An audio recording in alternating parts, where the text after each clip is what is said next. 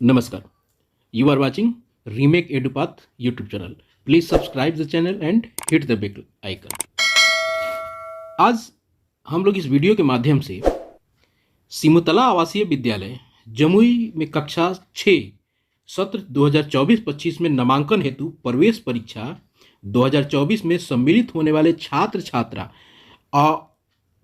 के लिए जो नोटिफिकेशन जारी किया गया है, यह सूचना अभिभावकों के लिए है ताकि वो बच्चों को आवेदन करा सकें। इसके लिए यह नोटिफिकेशन जो जारी किया गया है, इससे संबंधित यह वीडियो है। इस वीडियो के माध्यम से पूरी जानकारी A to Z जानकारी आप तक मैं पहुंचाऊंगा, तो आप हमारे साथ बने रहिए। और आइए वीडियो को हम शुरू करते हैं।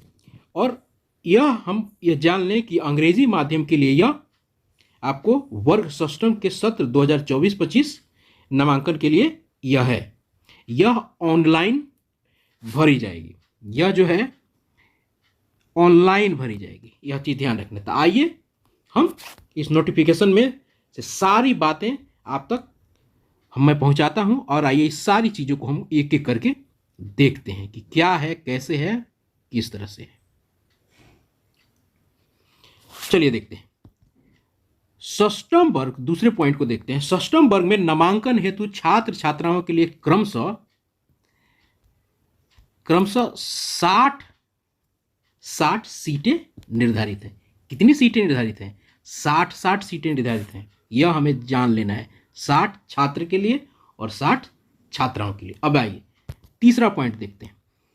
कक्को है, नामांकन प्रक्रिया के अंतर्गत बिहार शैक्षणिक संस्थान में नामांकन में आरक्षण अधिनियम 2003 लागू होगा, और इसी के अनुसार ये सारी विवरणी आपको निम्नवत है। तो आइए इस विवरणी के माध्यम से हम लोग देखते हैं कि किस कोटि में कितने हैं। आपको अनारक्षित में जो है वो 24 छात्र 24 छात्रा, आर्थिक EWS में 6 छात्र 6 छात्रा, अत्यंत पिछड़ा वर्ग EBC 11 BC में 7 पिछड़े वर्ग BC महिला में छात्र में नहीं है, छात्रा में है। अनुसूचित जाति 11 आपको छात्र है, 9 छात्रा है। अनुसूचित जनजाति 1 छात्र और 1 छात्रा, इसलिए कुल मिलाकर आपको 60 यहां हो गए। अब आइए दिव्यांग कोटि के लिए देखते हैं कि क्या है दिव्यांग कोटि के लिए व्यवस्था। दिव्यांग कोटि के लिए सामान्य प्रशासन विभाग बिहार सरकार के पटना द्वारा समय समय पर निर्गत निर्देश के आलोक में दिव्यांग कोटि के अभ्यर्थियों को 5% क्षैतिज आरक्षण का लाभ दे होगा। कितने प्रतिशत? 5% का क्षैतिज आरक्षण दे होगा। चयनित छात्र छात्राओं का दिव्यांगता का स्तर 40% से कम नहीं होना चाहिए। ध्यान रखिएगा, ऐसा नहीं कि सब दिव्यांग को मिल जाएगा, उसी दिव्यांग को होगा जिससे 40% से ऊपर होगा। आइए देखते हैं। और चौथा पॉइंट क्या कहता है हमारा? चौथा पॉइंट कहता है कि आवेदक की आयु, यह महत्वपूर्ण है, 1 अप्रैल 2024 को न्यूनतम 10 वर्ष तथा अधिकतम 12 वर्ष होना चाहिए। कब? 1 अप्रैल 2024 को। तो इसे आप नोट कर लीजिए कि आपको कैसा है। तो अधिकतम 1 अप्रैल 2024 को न्यूनतम 10 वर्ष होनी चाहिए और अधिकतम 12 वर्ष होनी चाहिए। आइए आगे देखते हैं। पांचवा पॉइंट क्या कहता है? पांचवा पॉइंट कहता है हमारा कि आवेदक बिहार राज्य के मान्यता प्राप्त विद्यालय में कक्षा 5वीं में अध्ययनरत हो। बिहार राज्य के मान्यता प्राप्त विद्यालय यानी सरकारी विद्यालय में, ध्यान रखिएगा। और किस कक्षा में अध्ययनरत हो? 5वीं कक्षा में। आगे देखते हैं। परीक्षा आवेदन पत्र सिर्फ ऑनलाइन माध्यम से भरी जाएगी। शुरू में मैंने बताया किसी भी परिस्थिति में ऑनलाइन माध्यम को छोड़कर अन्य माध्यम से आवेदन स्वीकार नहीं किया जाएगा। तो इसको हमें जान लेना है कि ऑनलाइन माध्यम से होगा और कैसे होगा, इससे सब पे चर्चा करेंगे। आइए देखते हैं। ऑनलाइन परीक्षा आवेदन पत्र, परीक्षा शुल्क दिनांक 11/7/23 से 31/7/2023 तक की अवधि में स्वीकार किए जाएंगे।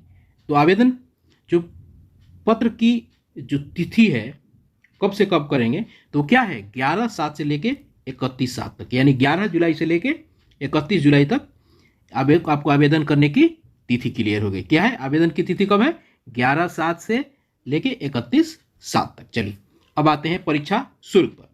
परीक्षा शुल्क 8वां पॉइंट क्या कहता है? अनारक्षित और आर्थिक रूप से कमजोर वर्ग, अत्यंत पिछड़ा एवं पिछड़ा वर्ग के लिए 200 रुपये, और अनुसूचित जाति और अनुसूचित जाति के लिए 50 रुपये, यानी 200 रुपये और 50 रुपये वाला है। SC ST के लिए 50 से और अन्य के लिए 200 रुपये। आइए आगे देखते हैं ऑनलाइन माध्यम करने की विधि क्या होगी। ऑनलाइन माध्यम, छात्र छात्रा अभिभावक समिति की वेबसाइट secondary.biharboardonline.com पर अप्लाई फॉर सिमुतला आवासीय विद्यालय एंट्रेंस एग्जाम का जो लिंक होगा, इस नाम का जो लिंक होगा, इस लिंक पर क्लिक करने के पश्चात जिला का नाम, प्रखंड का नाम, मोबाइल नंबर अंकित करने के पश्चात परीक्षा आवेदन पत्र खुलेगा। इन सब चीज़ों को आप कर दीजिएगा। अब इस पेज पर अभ्यर्थी अथवा अभिभावक अभ्यर्थी का विवरण जैसे नाम, पिता का नाम, जन्मतिथि, जाति, कोटि इत्यादि शुद्ध भरेंगे। ध्यान रखिएगा गलती ना हो। किसी भी त्रुटिपूर्ण विवरण अपलोड करने के लिए अभ्यर्थी अथवा उसके अभिभावक स्वयं दोषी होंगे।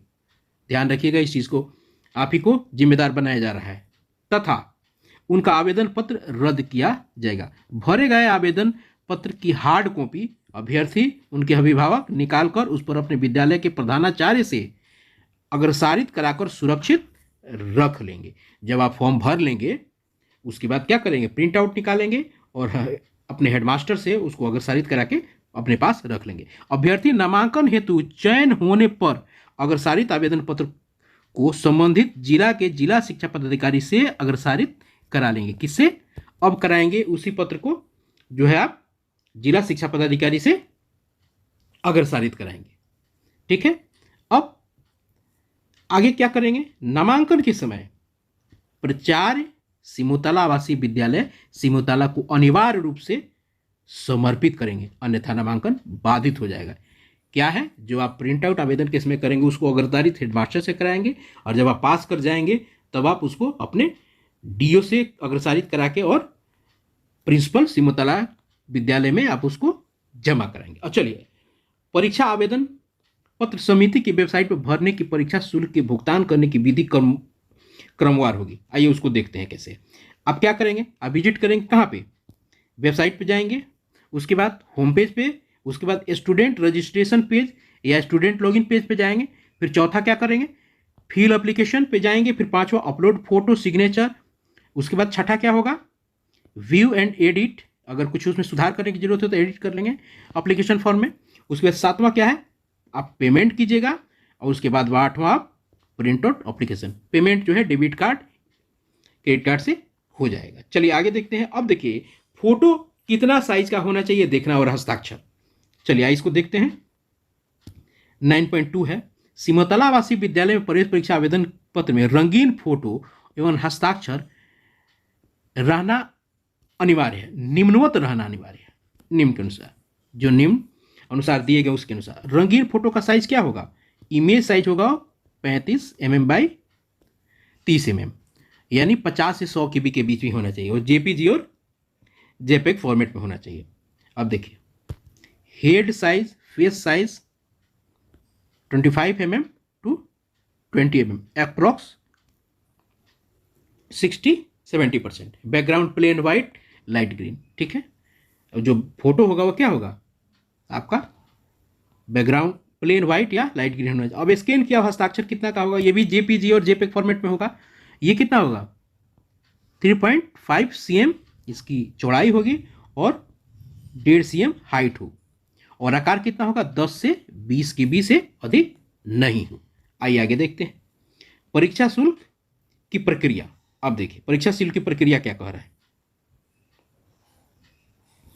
अब ऑनलाइन आवेदन पत्र पर सबमिट करने के पश्चात फी पेमेंट के लिए आपको पेज खुलेगा, और उस पेज पर उपलब्ध फी पेमेंट बटन पर क्लिक करें। आप परीक्षा के लिए निर्धारित शुल्क की राशि debit card, credit card, net banking के माध्यम से भुगतान कर देंगे। अभ्यर्थी, उनके अभिभावक भुगतान के पश्चात 24 घंटे के अंदर अपने बैंक खाता से राशि की निकासी हुई या नहीं, इसकी जांच कर स्वयं संतुष्ट होंगे। अपना स्टेटमेंट निकलवा लीजिएगा। खाता से राशि की निकासी के पश्चात समिति के खाता से परीक्षा शुल्क जमा नहीं होने की स्थिति में संबंधित आवेदन अपूर्ण मानते हुए अस्वीकार कर दिया जाएगा। तो इसलिए आश्वस्त हो लेना है कि पैसा गया कि नहीं गया, आप अपना स्टेटमेंट नेक्स्ट डे निकलवा के देखिएगा। अब देखिए 9.4 क्या कहता है। ऑनलाइन परीक्षा आवेदन पत्र समिति की वेबसाइट भरने के पश्चात मोबाइल पर पासवर्ड भेजा जाएगा, जो रजिस्टर्ड मोबाइल है पासवर्ड भेजा जाएगा। अभ्यर्थी का मोबाइल नंबर, अब यहाँ जब पासवर्ड भेजा जाएगा तो यूजर आईडी क्या होगा, तो अभ्यर्थी का जो मोबाइल नंबर होगा ना वही उसका यूजर आईडी होगा।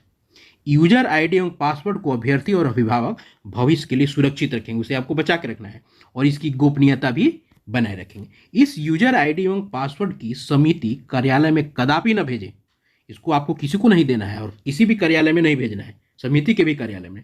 इस यूजर आईडी एवं पासवर्ड के माध्यम से अभ्यर्थी अथवा उसके अभिभावक ऑनलाइन परीक्षा आवेदन पत्र में किसी भी प्रकार के त्रुटिपूर्ण विवरण ऑनलाइन परीक्षा आवेदन पत्र भरने की तिथि तक समिति के उक्त वेबसाइट पर जाकर सुधार कर सकेंगे। जो त्रुटिपूर्ण विवरण में सुधार की जो बात होगी उसको इसी यूजर नेम पासवर्ड से आप सुधार लेंगे। अब देखिए चयन की प्रक्रिया कैसे है और चयन की जो परीक्षा है वो कैसे है। अब प्रारंभिक परीक्षा है इसमें और उसके बाद मुख्य परीक्षा है। तो चयन के लिए 2 चरण में परीक्षा होगी, प्रारंभिक और मुख्य परीक्षा। आइए इसके बारे में देखते हैं। प्रारंभिक परीक्षा पूर्णतः बहुवैकल्पिक होगा, यानी ये आपको इसमें कई सारे मल्टी ऑप्शनल होंगे ये, ठीक है। एमसीक्यू होगा। वैकल्पिक वस्तुनिष्ठ ऑब्जेक्टिव प्रश्नों पर आधारित होगी। कुल 150 अंक की परीक्षा होगी। कितने अंक की? 150 अंक की। और प्रत्येक प्रश्न के लिए 1 अंक होगा, ठीक है, यानी 150 प्रश्न होंगे। परीक्षा की अवधि क्या होगी? 2.5 घंटे की होगी।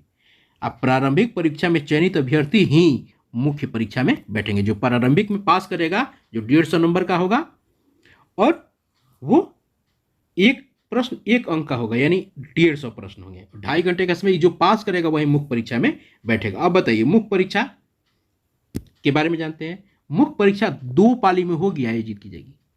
2 पाली में, एक ही पाली में काम नहीं चलेगा, दोनों पाली में परीक्षा देनी पड़ेगी। अब देखिए मुख्य परीक्षा के बारे में देखते हैं। 2024-25 के लिए प्रारंभिक परीक्षा की मुख्य परीक्षा के लिए विषय एवं अंक निम्नवत है। आइए इसको देख लेते हैं। इसको आप लोग चाहे तो आप नोट कर सकते हैं। मैं इस नोटिफिकेशन का लिंक जो है आपके लिए डिस्क्रिप्शन बॉक्स में डाल दूंगा, आप वहां से ले लीजिएगा। आइए प्रारंभिक परीक्षा को भी देख लेते हैं। उसमें क्या है? प्रारंभिक परीक्षा में हिंदी 30 अंक का, विज्ञान, ये सब वस्तुनिष्ठ होगा प्रारंभिक परीक्षा वाला। पहले प्रारंभिक परीक्षा के सब्जेक्ट को देख। सामाजिक विज्ञान 25, गणित से 40, उसके बाद आपको अंग्रेजी से 30 हो गए आपके 150। अब आते हैं हम मुख्य परीक्षा को देखते हैं। मुख्य परीक्षा में विषय पेपर 1 प्रथम पाली में, पेपर 1 2 पाली में होनी है, पेपर 1 और पेपर 2। गणित 100 अंक का और बौद्धिक क्षमता, ठीक है, आपको 50 अंक है, 150 अंक का हो जाएगा। उसके बाद है दूसरे पाली में ये वाला। इसमें क्या होगा?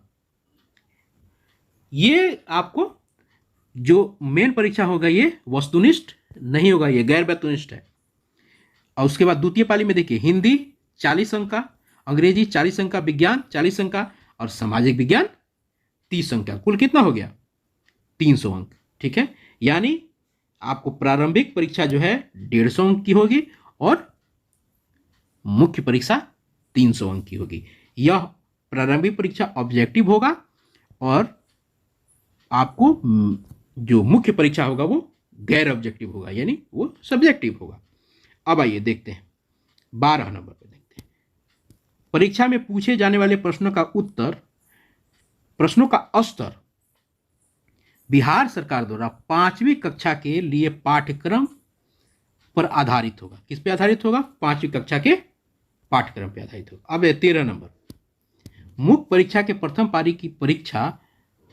अब देखिए इसका टाइमिंग दे रहा है। मुख्य परीक्षा की प्रथम पाली का परीक्षा 10 बजे से लेके 12:30 बजे, क्योंकि 2.5 घंटे का परीक्षा है। और द्वितीय पाली का 1:30 बजे से लेके 4 बजे तक, यानी 2.5 से घंटे का वो हो गया, दोनों 2.5 घंटे की होगी। आइए देखते हैं 14 नंबर क्या कहता है।